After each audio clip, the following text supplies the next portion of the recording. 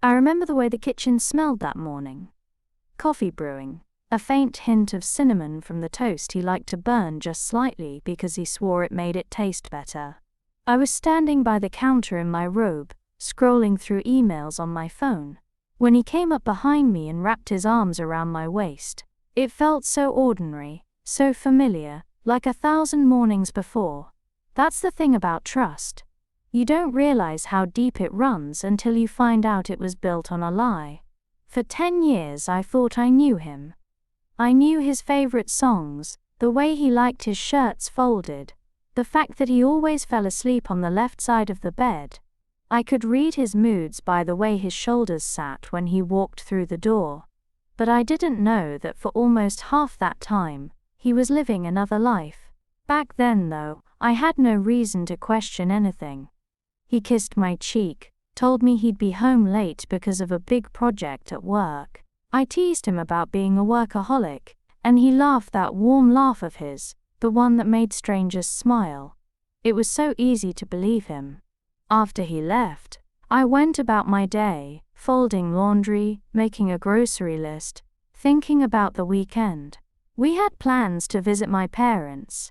My mum had been nagging me to bring her more of the cheesecake from that bakery near our place. I was thinking about whether I should buy a new dress when my phone buzzed. It was a message from a number I didn't recognize. At first I almost ignored it, but something made me open it. It was a single line. "You don't really know him." My first thought was that it was some scam or spam message. I even rolled my eyes and put my phone down. But then, 30 seconds later, another text. "Ask him about last Friday." My heart did a small, nervous flip. Last Friday? He'd told me he was at an out-of-town meeting, stayed overnight because it ended late. I had no reason not to believe him. I typed back, "Who is this?" No response, just silence. The coffee pot beeped, snapping me out of my thoughts, but the knot in my stomach didn't loosen. I tried to shake it off. He'd never given me a reason to doubt him. Why start now?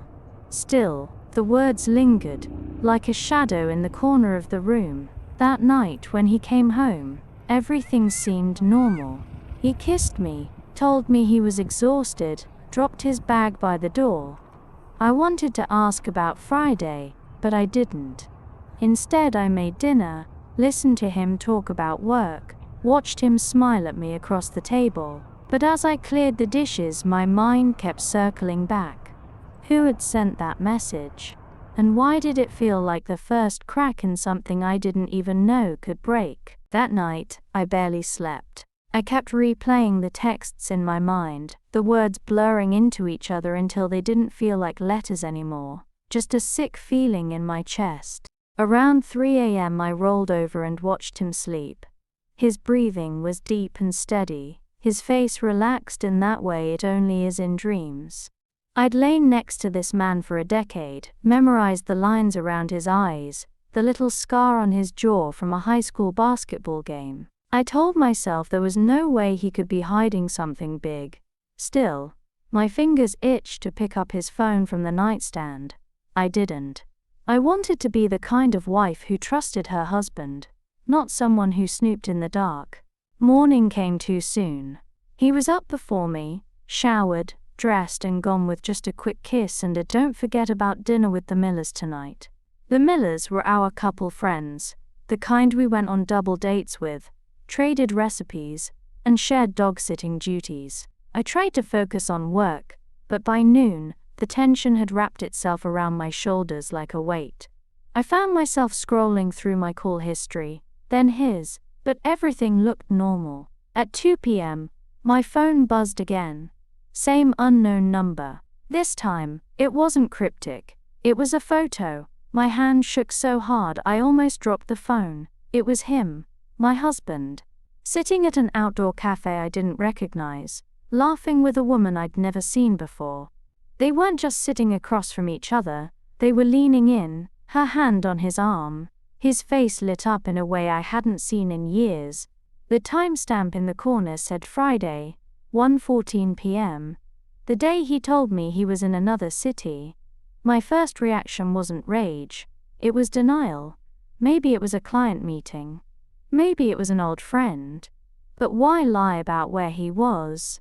And why did this stranger have this photo? My heart was pounding so loud I barely heard myself call him. He picked up on the third ring, cheerful as ever. "Hey babe, what's up?" I asked where he was, and he told me exactly where I knew he wasn't. Some conference room with a view of the river. I swallowed hard and didn't call him out, not yet.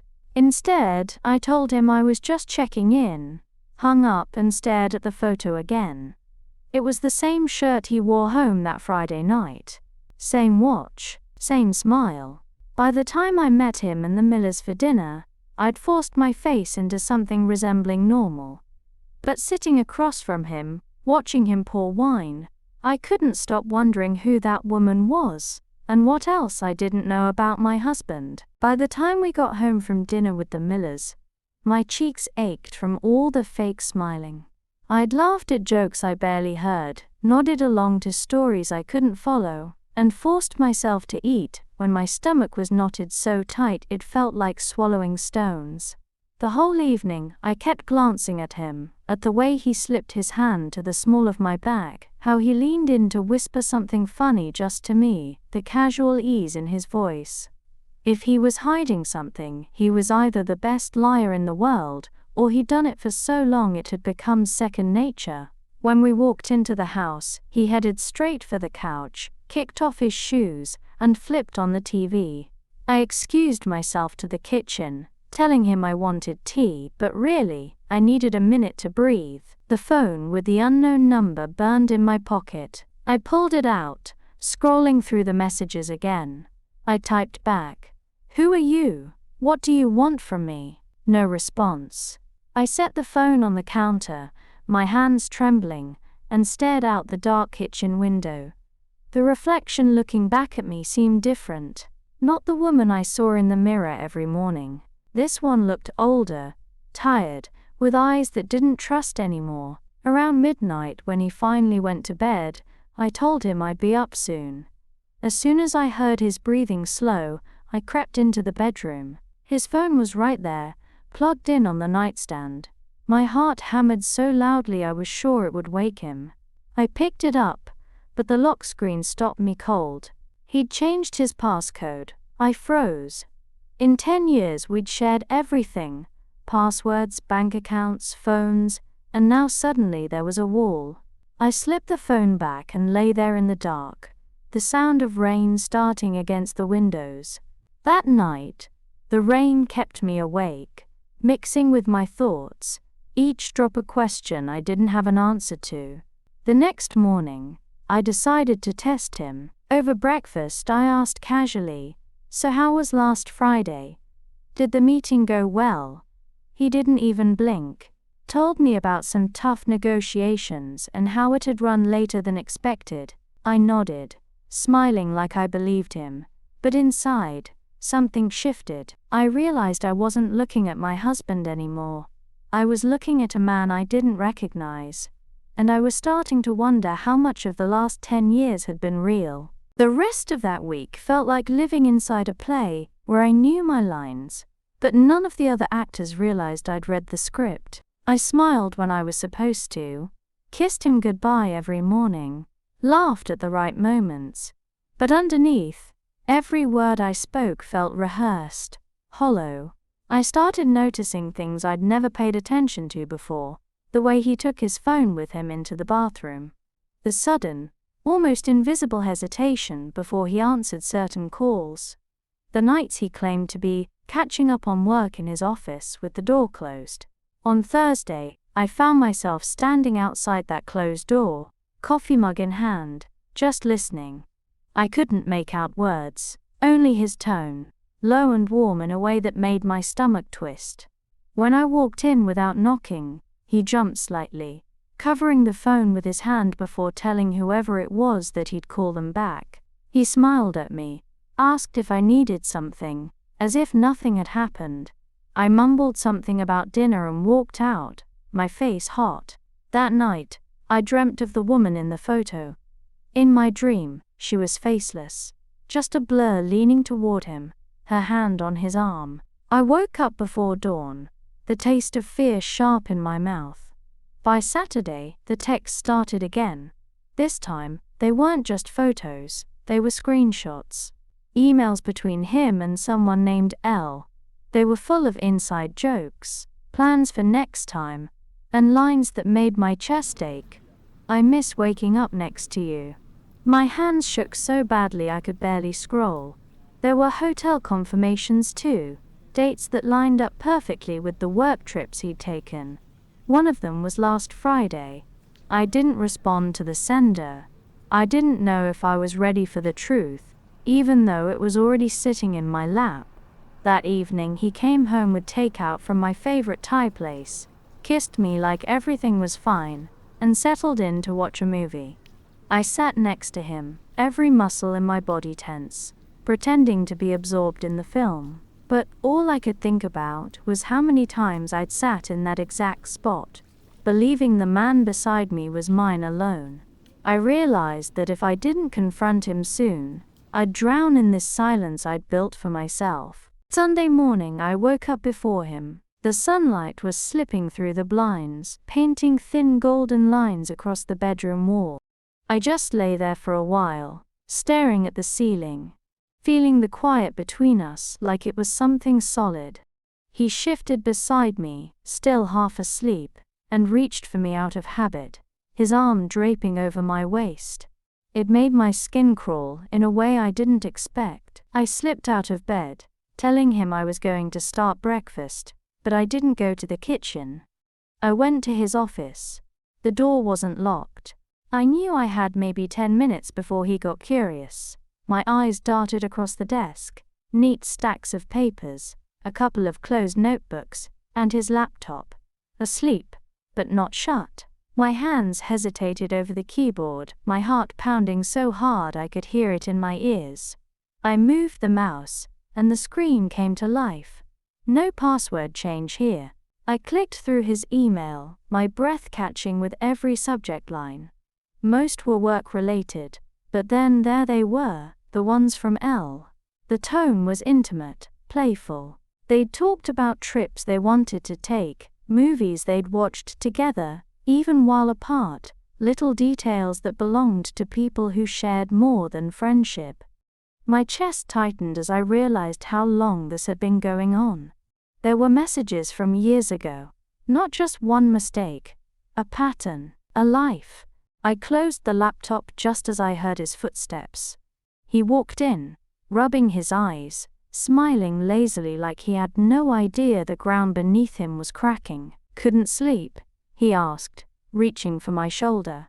I shrugged it off without thinking, and said I was just making a list for the week. His eyes narrowed for a second, like he noticed something was off, but then he let it go. The rest of the day, I moved around the house like a ghost, watching him do little things, making coffee, humming in the shower, reading the paper, wondering how many of those moments had been mine and how many had been hers. That night, lying in bed, I decided something.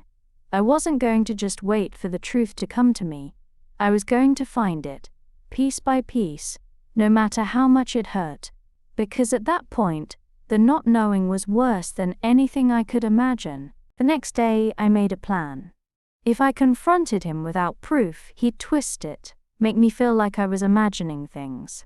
He was good at that, turning arguments into misunderstandings, making me doubt myself. So I waited until he left for work, kissed me at the door like always, and drove off.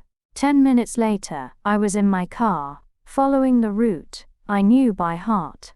His office was downtown, but halfway there, he made a turn I didn't recognize. My pulse quickened as I stayed a few cars behind, keeping my distance. He pulled into a small cafe, one I'd never been to, and parked. I watched from across the street as she walked out. The woman from the photo.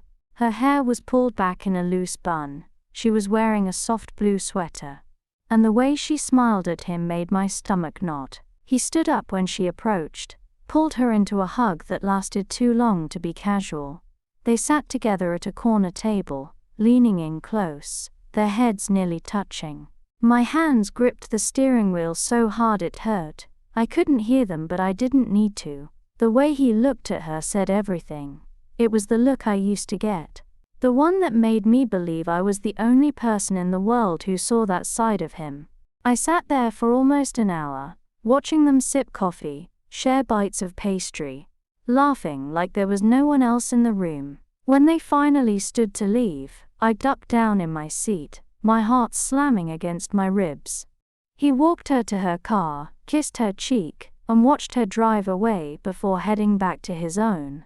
I stayed frozen for a minute, staring at the spot where they'd stood. My hands were shaking so badly I could barely put the car in gear. I drove home in a haze, the city blurring past me. Every streetlight felt too bright, every sound too loud. By the time I walked into our house, I'd made another decision. I wasn't just going to collect evidence, I was going to make sure that when the truth came out, he couldn't run from it. Not to her, not to anyone. He'd have to face what he'd done, and he'd have to face me. The rest of that day I moved through the house like it wasn't mine anymore. Every photo on the wall felt like a lie, every piece of furniture like it belonged to someone else. I stared at the framed picture from our 5th anniversary trip to the coast. Him with his arm around me, both of us squinting into the sun, wind in our hair. I remembered that day so clearly, how he'd insisted on waking up early to watch the sunrise, how we'd walked barefoot along the wet sand, how he'd told me I was his home. Now I wondered if she was already in the picture then, somewhere in the background of our lives. I spent the afternoon printing the emails, the hotel receipts, the photos I had from the mystery texter. I put them in a plain manila folder, thick enough now that it felt heavy in my hands. There was a strange calm in doing it, like each page I added took a piece of the chaos out of my head and trapped it on paper. I wasn't crying anymore. I wasn't shaking. I was planning. By evening I decided how it would happen. I wouldn't scream. I wouldn't beg. I would wait until he was relaxed, until he thought everything was normal, and then I'd put the truth right in front of him so he could watch it break. That night, he came home late, smelling faintly of cologne that wasn't the one I'd bought him last Christmas. He kissed my cheek distractedly, talking about how busy the day had been, how he barely had time for lunch. I almost laughed at the irony. We ate dinner together, but I barely tasted the food. He talked about plans for next month, for the holidays, for years we apparently didn't have together. When he reached across the table to take my hand, I let him, looking at his fingers intertwined with mine, and thinking about how easy it had been for him to give that same touch to someone else. I nodded and smiled, but inside, I was counting down the days, maybe even the hours, until the curtain would finally drop. The next morning I woke up with a strange sense of purpose, like the moment you finally stop trying to swim against a current and decide to let it carry you exactly where it's going to take you. He was still asleep, his face turned toward the window, the early light catching in his hair. For a second, I studied him the way you'd study a stranger, curious, detached, searching for clues about the life they'd lived before you knew them. But there was nothing in his expression that betrayed the man I'd watched in that cafe, leaning in too close to a woman who wasn't his wife. Nothing that gave away the years of quiet betrayal tucked neatly between anniversaries and shared dinners. I left the bed quietly, made coffee, and sat at the kitchen table with the folder in front of me. I opened it again, leafing through the pages slowly. The emails were the worst. There was an intimacy in his words that I recognized. Because he used to write that way to me. Little details, inside jokes, phrases like, "Can't wait to see you again," and "You make me feel alive." I could almost hear his voice saying them. And maybe that's what stung the most. That nothing about the way he loved her seemed different from the way he'd loved me, at least in the beginning. Around 9 a.m. my phone buzzed. Same unknown number. This time it was just a sentence. "You deserve to know everything." No name, no explanation. I typed back, "Then tell me. Who are you?" The dots appeared for a moment like they were typing, but then vanished. I stared at the screen for a long time, waiting, but nothing came. It didn't matter. I already knew enough. I spent the rest of the morning cleaning the house, partly because I needed to do something with my hands, partly because I wanted to strip away every trace of comfort before what was coming. I tucked the folder into the drawer of the sideboard in the dining room, where I could reach it easily when the time came. At lunch, he called to say he'd be working late again. His voice was warm, casual, almost bored. It made my skin prickle. After we hung up, I sat at the dining table and pictured it. Him walking through the door, loosening his tie, the faint smell of her perfume clinging to his clothes. I'd offer him a drink, maybe even dinner, like nothing was wrong, and then I'd slide the folder across the table and watch his face change. I wanted to see the exact moment when the lies he'd built so carefully began to crumble. That night, when he finally did come home, I didn't do it. Not yet. I needed one more day, one more piece of control before I let everything fall apart. Because after that, there would be no going back. The following day, I woke up before dawn, the house still wrapped in silence. I padded to the living room, wrapped myself in a blanket, and sat on the couch staring at nothing. The air felt different, like the quiet before a storm. You know it's coming, you can almost smell it, but you can't see it yet. I thought about the years we'd spent in this house. The late night talks, the lazy Sunday mornings, the arguments that felt big at the time but were nothing compared to what I held in that folder. 10 years. 10 years of believing we were building something solid. I tried to pinpoint when the cracks first appeared, but the truth is, I couldn't. Maybe they were always there, small and invisible, just waiting for the right pressure to split them wide open. Around 7, he came downstairs, hair damp from the shower, adjusting his tie. "You're up early," he said, smiling like he was walking into a normal morning. I told him I couldn't sleep, that I had things on my mind. He kissed my forehead, grabbed his coffee, and headed for the door. I watched him leave, my hand tightening around the mug, the heat biting into my skin. I had planned to wait until the evening, but something in me shifted the second the door closed. I grabbed my keys, my phone, and the folder. I didn't know exactly where I was going, until I was already halfway there. The cafe. I parked across the street, my heart thudding in my chest. I waited. An hour passed. Then, another. And then, right on cue, she appeared. The woman from the photo. She went inside, ordered a drink, sat at the same corner table they'd shared before. 10 minutes later, he walked in. My husband. He spotted her immediately, his face softening in that way I'd seen 1,000 times when he looked at me in the early years. They leaned toward each other, hands brushing on the table, and I felt something inside me go completely still. I wasn't shaking. I wasn't even angry in that moment. I was just done. I watched them for 15 minutes, memorizing every detail, burning it into my mind like proof I could never unsee. Then I started the car, drove home and placed the folder right in the center of the dining table. When he came home tonight, it would be waiting, and so would I. I spent the rest of the afternoon in a kind of trance, moving through the house but not really seeing anything. I straightened cushions, wiped down counters that didn't need wiping, checked the clock every few minutes. The folder sat in the middle of the dining table like a silent witness, its edges perfectly aligned with the grain of the wood.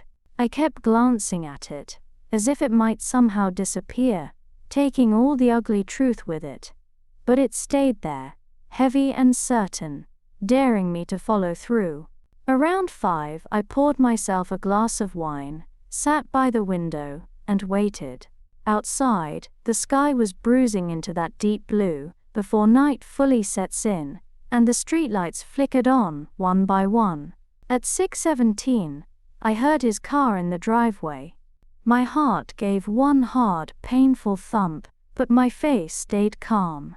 The door opened, and there he was, tie loosened, jacket slung over one arm, smiling like nothing in the world could possibly be wrong. "Smells good," he said, noticing the roast I'd put in the oven, part of my plan to keep him settled and unsuspecting. I told him to sit down, relax, that dinner would be ready in a few minutes. He dropped his bag near the door, kissed my cheek, and wandered into the dining room. I stayed in the kitchen, watching from the corner of my eye as he froze. His gaze fell on the folder. "What's this?" he asked, his tone still casual but with a thread of wariness under it. I wiped my hands on a towel, walked in, and sat down across from him. "Why don't you open it?" I said, my voice steady in a way that surprised even me. He hesitated, then pulled the folder toward him and flipped it open. The first page was the photo from the cafe. I watched his face change, not dramatically, but subtly, like a shadow passing over a landscape. He flipped to the next page, an email, then another. With each one, the tension in his shoulders grew. He didn't look up, not once. When he reached the hotel receipts, he closed the folder slowly, almost gently, as if roughness might make it worse. "Where did you get this?" he asked finally, his voice low. "Does it matter?" I replied. He leaned back in his chair, ran a hand over his face, and let out a long breath. For a moment, neither of us spoke. The only sound was the faint ticking of the kitchen clock. "It's not what you think," he started, but I laughed. Sharp, humorless. 10 years, I said. 10 years I gave you, and you built another life behind my back. Tell me, was she there from the start? Or did you wait until you got bored? His mouth opened like he was going to answer, but nothing came out. And in that silence I realized, this wasn't the moment I'd imagined where the truth would shatter everything. This was quieter, colder. It was the moment I stopped loving him. He sat there, elbows on the table, staring at the closed folder like it might open itself and offer him a better story. I stayed perfectly still, my fingers curled around the edge of my chair to keep from shaking. He finally leaned back, his chair creaking, and said, "I didn't mean for it to happen." The word sounded so small, like a child's excuse, and for a second I almost laughed again. "You didn't mean for it to happen," I repeated, my voice low but sharp. "You meant it enough times to book hotel rooms, to write love letters, to tell her the same things you used to tell me." His eyes darted up at that, and I saw a flicker of something, guilt, maybe, or fear, but it vanished as quickly as it came. "It wasn't like that," he said. "I still love you." That hit harder than I expected, not because I believed it, but because I realized how easily those words came to him. How many times had he said them to her too? I pushed the folder closer to him. "Read it again," I said. "Read your words and tell me which parts were lies. All of them. Or just the ones you think I can't forgive." He didn't touch the folder. Instead, he stood and walked to the window, his back to me. "We can work through this," he said. "People make mistakes. We've built a life together." I let out a slow breath, feeling the weight of those 10 years pressing on me. "You built a life with me while building another one with her," I said. "That's not a mistake. That's a choice you made over and over again." He turned then, and for the first time that night, his expression cracked. Something between anger and desperation. "She doesn't mean what you think she does," he said, and I almost marveled at the audacity. "Then tell me," I challenged. "Tell me exactly what she means." He opened his mouth, closed it, and I knew he didn't have an answer that wouldn't damn him. The silence stretched between us until the ticking clock sounded deafening. I stood, pushed my chair back, and said, "Dinner's ready." He looked confused, almost thrown off, but I walked past him into the kitchen.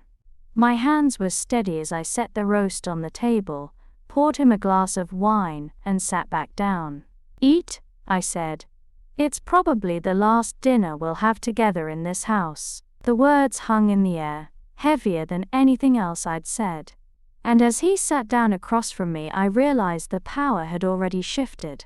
I wasn't the one waiting for answers anymore. He was. We ate in silence, the sound of silverware against plates louder than it had any right to be. He barely touched his food, his eyes flicking to me like he was trying to read my next move. I didn't give him anything. No anger, no tears, no questions. Just calm. Because by then, I had already decided how this would end. When the plates were cleared, I stood, went to the sideboard, and pulled out a second folder. This one wasn't filled with his emails or hotel receipts. It was filled with copies of everything, neatly organized and labeled, along with a pre-written email addressed to his boss, his parents, and, just for good measure, a handful of mutual friends who thought we were the perfect couple. I set it down in front of him. His face went pale. "What is this?" he asked, his voice tightening. "Insurance," I said. "In case you ever think about rewriting this story, or pretending it didn't happen. Everyone will know. Not because I want revenge, though I'd be lying if I said that didn't cross my mind, but because I refuse to let you bury me under your lies." He sat back, eyes narrowing, and for a moment I saw the man beneath all the charm, the one who had calculated every step of his double life. "You wouldn't," he said, half daring me. I leaned forward, meeting his gaze without blinking. "I already have them scheduled to send if I press one button, so try me." The silence between us felt like a live wire. He finally looked away, his jaw tight, and muttered something about needing time to think. "Take all the time you want," I said, standing. "I'll be at my sister's, and when I come back, I'll either find you gone, or I'll make sure you wish you were." I left him sitting there with both folders in front of him, the weight of his two lives spread out on the table. Upstairs I packed a bag, just the essentials: clothes, toiletries, the little photo album I'd kept hidden in my nightstand because it was mine alone. As I zipped it shut, I glanced around the room one last time. 10 years of memories layered into the walls, the furniture, the air itself. Some of them were real, some were poisoned, but they were all behind me now. When I walked out the front door, the cool night air hit my face, and for the first time in months, maybe years, I felt like I could breathe. I didn't look back at the house. I didn't need to. I knew that whatever happened next, I wasn't going to be the woman who lived in someone else's shadow. I had seen the truth, and I had taken it back into my own hands, and in that, there was power, more than he would ever understand.